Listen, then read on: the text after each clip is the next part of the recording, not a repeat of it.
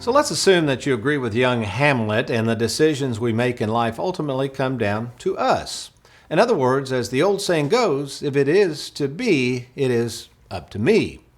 Which begs the question when it comes to you and what it is you want to do with this money before it is too late. What is it you truly want to do in life?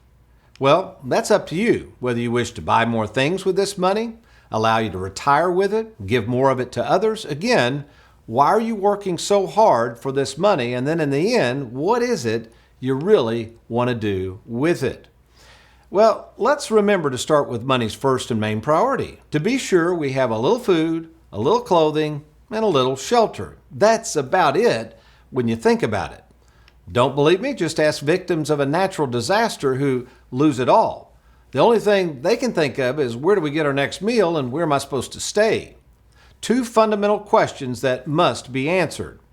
In Philippians 4:12 and 13, Paul said this, I know how to live humbly and I know how to abound. I am accustomed to any and every situation, to being filled and being hungry, to having plenty and having need. What Paul learned is that through Christ, he could do all things.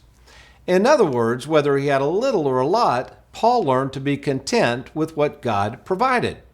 Oh, speaking of living on a daily dose of God's provisions, there's an interesting exchange found in 2 Kings chapter 25, verse 30, where it says a king provided Jehoiakim, I hope that's the way you pronounce that.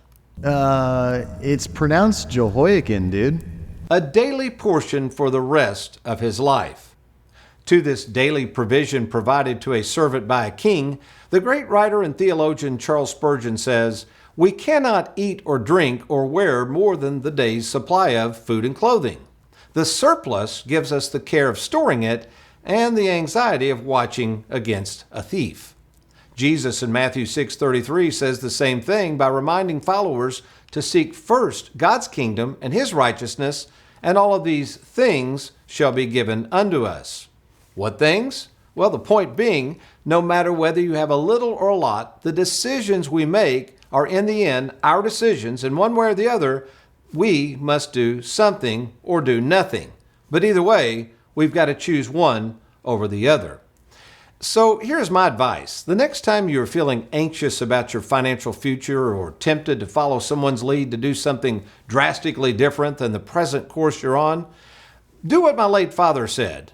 And it's just basically this. Just slow down. And remember that this God of the universe is bigger than any law initiated by Congress and what we as a country are going to do about our debt. No, friend, the main thing for you and I to remember is that in the end, God will provide our daily allowance, and in that we should be content.